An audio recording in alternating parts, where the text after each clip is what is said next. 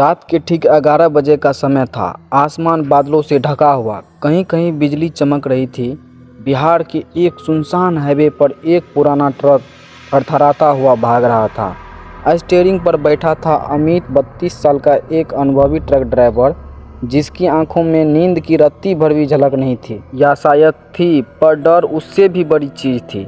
आज उसका रूट अलग था, भागलपुर से सीधा नेपाल बॉर्डर तक जाना। रास्ता लंबा, सुनसान और कहानियां में बदनाम। NH 327E कहा जाता था। इस सड़क पर रात के समय कोई सवार हो जाता है और उतरता नहीं। अमित का ट्रक लगभग 40 किलोमीटर निकल चुका था। सड़क के दोनों तरफ सिर्फ जंगल और कभी कभी टूटी फूटी झोपड़ियाँ। वो ट्रक के केबिन में रखी बोतल से पानी पी रहा था कि हेडलाइट के सामने अचानक एक परछाई आ गई। ब्रेक जोर से दबाए गए। चू चू चू ट्रक चीखते हुए रुका। सड़क के बीचों बीच एक औरत खड़ी थी। उसका सिर नीचे झुका हुआ था, बाल बिखरे और लाल साड़ी पर जैसे काले धब्बे हो। पता नहीं मिट्टी के थे या खून के। अमित ने खिड़की से सिर बाहर निकाल कर देखा। अरे बहन जी, रात के इस वक्त यहाँ क्यों खड़ी हो? हटिए रास्ते से। औरत ने धीरे धीरे सिर उठाया। चेहरा पीला, होंठ काले, आंखें ऐसी जैसी कोई खोखला कुआं हो। वो कुछ बोली नहीं, बस हाथ उठाकर अमित के ट्रक के पीछे इशारा करने लगी। अमित ने पलटकर शीशे में देखा, पीछे कोई नहीं था, सिर्फ और सिर्फ अंधेरा था। जब उसने फिर से आगे देखा, वो औरत गायब थी। अमित ने खुद को समझाया, थकान है, भ्रम हो गया होगा, और ट्रक फिर चालू कर दिया। लगभग 10 मिनट बाद अमित ने महसूस किया कि ट्रक के पिछले हिस्से में कोई ठकठका रहा हो, जैसे कोई अंदर से मार रहा हो। उसने सोचा शायद हवा से हिल रहा होगा, लेकिन तभी उसे ड्राइवर के केबिन के पैसेंजर सीट पर कुछ हलचल महसूस हुई। उसका दिल जोर जोर से धड़कने लगा। वहाँ कोई बैठा था। उसने एक झटके में नज़र घुमाया। सीट पर वही लाल साड़ी वाली औरत बैठी थी। उसकी आंखें अमित के आंखें में गड़ी हुई। इस बार उसके होंठ खुले हुए और फुसफुसाहट आई, पीछे देख, वो आ रहा है। अमित ने डर के मारे ट्रक रोक दिया, पर जैसे ही उसने झपकी ली, वो सीट खाली थी। अमित अब घबराहट में था, पर माल पहुंचाना जरूरी था। उसने ट्रक में रखा छोटा पुराना रिकॉर्डर चलाया ताकि उसका ध्यान भटके रहे। रिकॉर्डर में पुराने गीत थे, लेकिन अचानक गाने की जगह एक कर कर कर की आवाज़ आई और फिर एक मर्द की भारी आवाज़, अमित तुमने गलत रास्ता चुना है। अमित ने तुरंत रिकॉर्डर बंद कर दिया। पसीने से उसका बदन भीग गया। करीब आधे घंटे बाद उसे सड़क किनारे एक ढाबा दिखा, लेकिन वहाँ न कोई ग्राहक था, न कोई ढाबे वाला, बस एक लालटेन जल रही थी। अमित ने सोचा, चलो चाय पी लेते हैं। जैसे ही वो ढाबे में घुसा, पीछे से आवाज़ आई, आ गए, बहुत देर कर दी।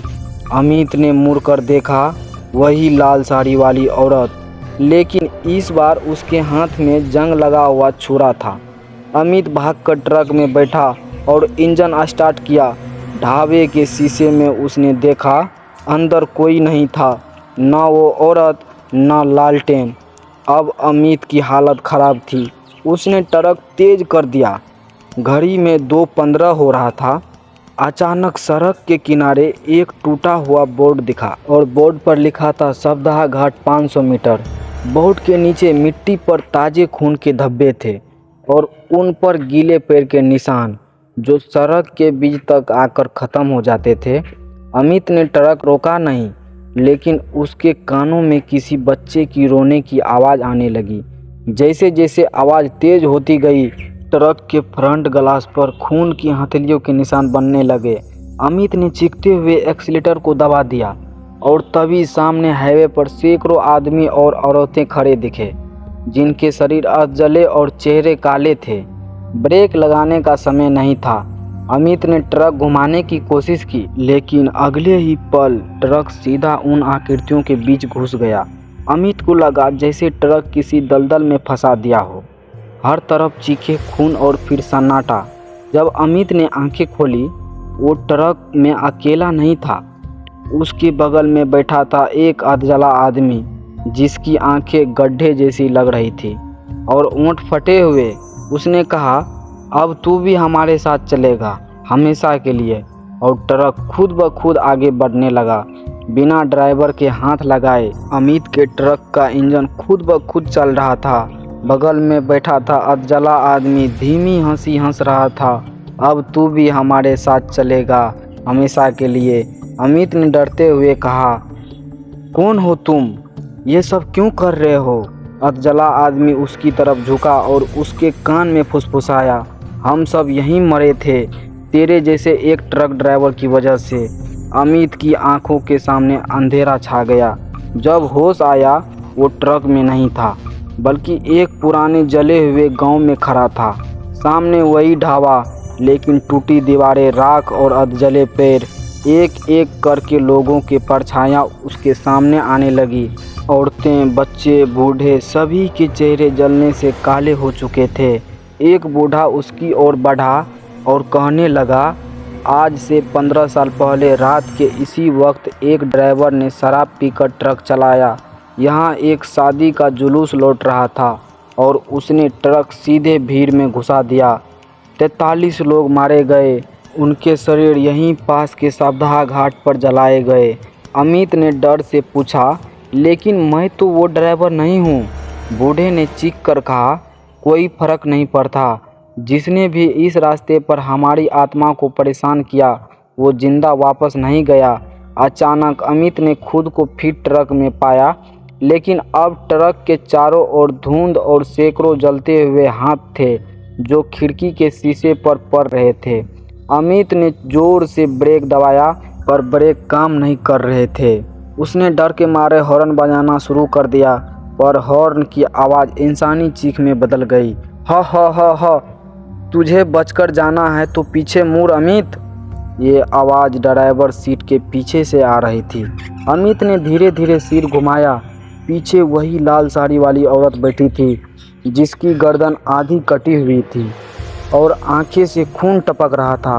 उसने कहा, तू भी उसी ड्राइवर जैसा है। हमें रास्ता नहीं देगा तो रास्ता तू भी नहीं देख पाएगा। अमित की आंखें डर से फटी हुई थी। तभी अचानक ट्रक के शीशे पर खून से लिखा दिखाई दिया, 31 अगस्त। अमित को याद आया, आज 31 अगस्त है और जिस रास्ते पर वो है वही दिन था जब 15 साल पहले वो हादसा हुआ था। कहते हैं इस रात यहाँ मरे हुए सब फिर लौटते हैं और एक नया ड्राइवर ले जाते हैं। अमित ने सोचा शायद ट्रक को रोककर भाग जाएं। उसने दरवाज़ा खोला और कूदने ही वाला था कि नीचे ज़मीन नहीं थी, बस गहरा काला कुआं जिसमें सैकड़ों हाथ ऊपर उठे हुए थे जैसे उसे खींचने का इंतज़ार कर रहे हो। वो पीछे हटने ही वाला था कि अचानक अधजला आदमी और लाल साड़ी वाली औरत ने उसे पकड़ लिया।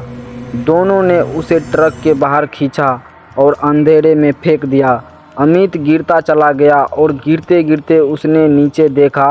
उसका ट्रक खुद सड़क पर दौड़ रहा था, लेकिन अब स्टीयरिंग पर खुद अमित बैठा था, अधजला बिना आंखों का, बस एक खोखला चेहरा।